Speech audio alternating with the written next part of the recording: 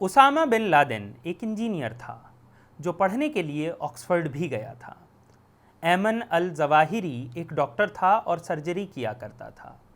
یہ دونوں نام ہماری پیڑھی میں آتنکواد کی پریبھاشا مانے جا سکتے ہیں۔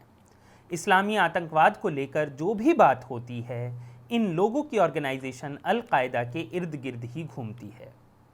1980 کی دہائی سے ہی دنیا میں آتنکواد اور اسلام کو جوڑ کر دیکھا جانا شروع ہو چکا تھا، جس کو 9/11 2001 کے بعد اور زیادہ مضبوطی ملی۔ میڈیا اور فلموں نے یہ یقین دلایا کہ آتنکواد کے پیچھے اسلامی ٹیچنگز ہیں۔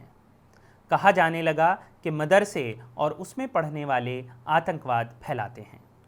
آتنکواد یا ٹیررزم کو ختم کرنے کا سب سے کارگر راستہ یہ سجھایا جانے لگا کہ مدرسوں کو بند کیا جائے اور سب کو صرف ویسٹرن ماڈرن ایجوکیشن دی جائے۔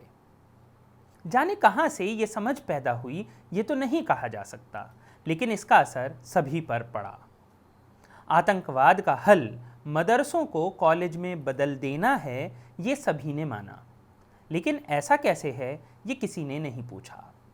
سچ تو یہ ہے کہ جب کبھی ایکسٹریمسٹ سوچ والے مسلمان پیدا ہوئے ہیں تو مدرسوں کے علماء نے ہی ان کے خلاف مورچہ کھولا ہے۔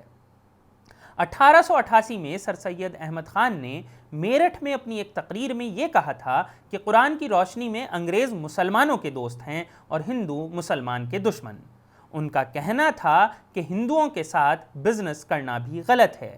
یہ بات جیسے ہی علماء کو پتہ لگی، انہوں نے ایک فتویٰ دیا کہ سر سید کی یہ بات اسلام کے خلاف ہے۔ اس فتوے پر اس وقت کے 100 سے زیادہ بڑے علماء نے دستخط کیا تھا۔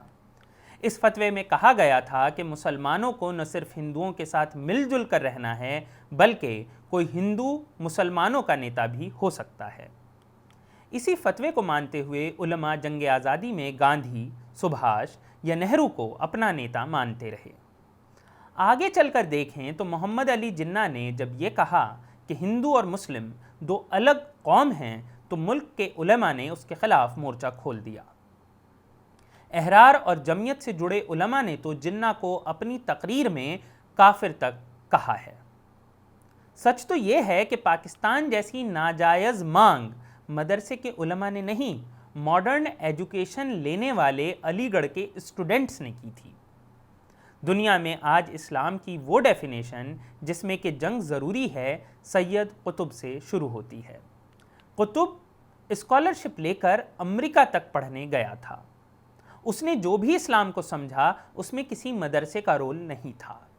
ایسے ہی حسن بنا، ابو بکر بغدادی، حافظ سعید وغیرہ مدرسوں سے نہیں، یونیورسٹی اور کالج سے پڑھے تھے۔ ہندوستان کی سرکار نے ایکسٹریمسٹ مسلم کے طور پر جس ذاکر نائک پر کارروائی کی وہ بھی ڈاکٹر ہے، اور پی ایف آئی جس پر کہ بین لگا اس کے نیتا بھی ماڈرن پڑھائی والے سرکاری نوکر ہیں۔ جماعت اسلامی پر یہ الزام لگتا ہے کہ وہ ایکسٹریمسٹ ہے تو اس کے بھی سبھی لیڈر انجینئر یا دیگر پروفیشنلز ہیں۔ سچ تو یہ ہے کہ اسلام میں جہاد فرض ہے اور ایک اسلامک حکومت سب سے ضروری ہے۔ ایسی باتیں وہ لوگ سمجھتے ہیں جو آدھی ادھوری نالج کے ساتھ قرآن کو پڑھتے ہیں۔ وہ کچھ حدیث اور قرآن کو پڑھ کر اپنا نظریہ قائم کر لیتے ہیں، جبکہ مدرسے کے علماء کئی برس قرآن اور حدیث کو سمجھتے ہیں، اس پر بحث کرتے ہیں۔ وہ جانتے ہیں کہ اگر سر سید جیسا انسان قرآن کی ایک آیت سے یہ سمجھتا ہے کہ ہندوؤں سے دوستی غلط ہے تو اس کی سمجھ میں پوری بات آئی ہی نہیں۔